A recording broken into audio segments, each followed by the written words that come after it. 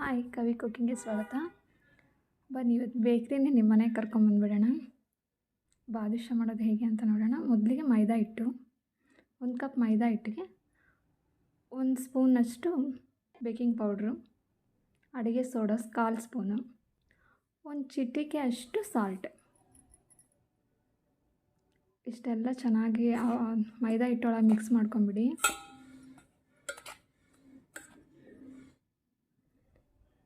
ಇಲ್ಲಿ ಗೀ 1.5 ಸ್ಪೂನ್ ತೊಗೊಂಡಿದ್ದೀನಿ. ಗೀ ಹಾಕ್ಬಿಟ್ಟು ಚೆನ್ನಾಗಿ ಮಿಕ್ಸ್ ಮಾಡ್ಕೋಬೇಕು.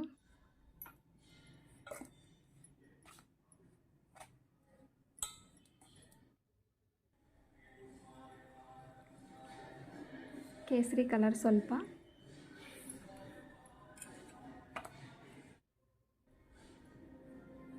ಕೈಯಿಂದನೇ ಮಿಕ್ಸ್ ಮಾಡಿ. ಮೊಸರು 1 ಟೇಬಲ್ ಸ್ಪೂನ್,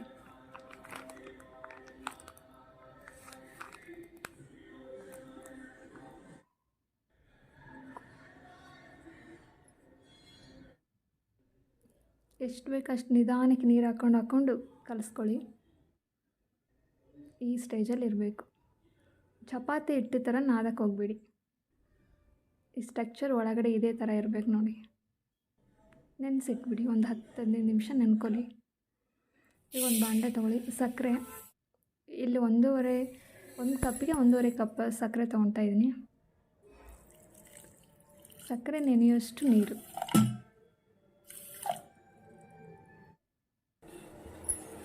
ಚೆನ್ನಾಗಿ ಅದು ಬಾಯ್ಲ್ ಆಗಬೇಕು. 1 ಎಲೆ ಪಾಕ ಬರೋ ಥರ ಅಷ್ಟು ಸ್ಟೇಜ್ ತನಕ ಅದು ಕುದಿಸ್ಬೇಕು ಚೆನ್ನಾಗಿ.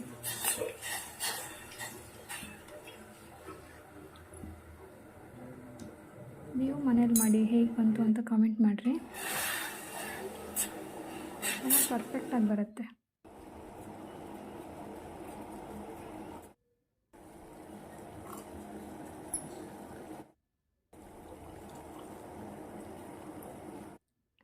ಪಾಕ ಗಟ್ಟಿ ಆಗಬಾರ್ದು ಅಂದರೆ ನಿಂಬು ರಸ ಅಥವಾ ವಿನಿಗರ್ 1 ಟೇಬಲ್ ಸ್ಪೂನ್ ಹಾಕ್ಕೊಳ್ಳಿ ನಿಮಗೆ ಬೇಕಂದ್ರೆ. ನಾನಿಲ್ಲಿ ಹಾಕ್ತಾಯಿಲ್ಲ ನೋಡಿ. 1 ಎಳೆ ಪಾಕ ಬಂತ ಅಂತ ನೋಡ್ತಾ ಇದ್ದೀನಿ.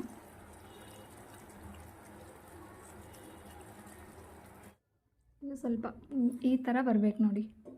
ದಾರದ ಥರ ಕಾಣಿಸ್ಬೇಕಷ್ಟೆ. ಅಷ್ಟು ಬಂತಂದರೆ ಪಾಕ ಕರೆಕ್ಟಾಗಿ ಬಂದಿದೆ ಅಂತ ಅರ್ಥ. ಒಂದು ಕಡೆ ಇಟ್ಕೊಂಡು ಆಯಿಲ್ ಹಾಕ್ಕೊಂಬಿಡಿ. ಹಿಟ್ಟು ನೆನೆಸಿಟ್ಟಿದ್ವಲ್ಲ ಅದನ್ನು ತೊಗೊಂಡ್ಬಿಟ್ಟು ಸುಮ್ಮನೆ ಪ್ರೆಸ್ ಮಾಡಬೇಡಿ. ನಿಧಾನಕ್ಕೆ ಈ ಥರ ಮಾಡಿಕೊಂಡು ಒಡೆ ಶೇಪಲ್ಲಿ ಮಾಡ್ತೀರಲ್ಲ ಆ ಥರ ನಡುಕ್ಕೊಂದು ಹೋಲ್ ಮಾಡ್ಕೊಳ್ಳಿ. ಯಾಕೆ ಅಂದ್ರೆಗಿನ ಚೆನ್ನಾಗಿ ಉರಿಲಿ ಅನ್ನೋ ಉದ್ದೇಶ ಅಷ್ಟೇ.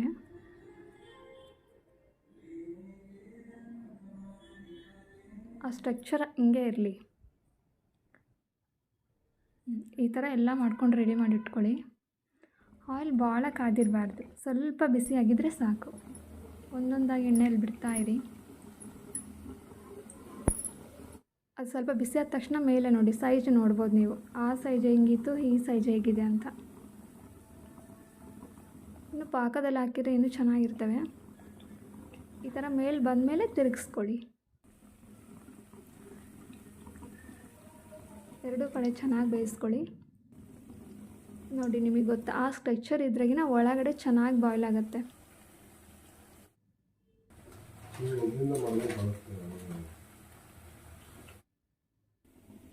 ಈ ಥರ ಇದ್ದರೆ ಸಾಕು. ಇವಾಗ ಪಾಕದಲ್ಲಿ ಹಾಕ್ತಾಯಿದ್ದೀನಿ ನಾನು. ಒಂದು 10 ಮಿನಿಟ್ಸ್ ಪಾಕದಲ್ಲಿ ಒಂದು ಕಡೆ ಹಾಕ್ಬಿಟ್ಟು ತಿರುಗಿಸಿ ಒಂದು 5 ನಿಮಿಷ ಬಿಟ್ಬಿಡಿ ಅದ್ರ ಮೇಲೆ. ನೆಕ್ಸ್ಟ್ ಮಿಕ್ಕಿದ್ವಿ ಇನ್ನೂ ಹುರ್ಕೊಳೋದಿದೆ ಅಲ್ಲ, ಅದನ್ನು ಹುರ್ಕೊಳ್ಳಿ. ಯಾವಾಗಲೂ ಎಣ್ಣೆ ಕಡಿಮೆನೇ ಸಿಮ್ಮಲ್ಲಿ ಇಟ್ಕೊಂಡೇ ಹುರ್ಕೊಳ್ಳಿ.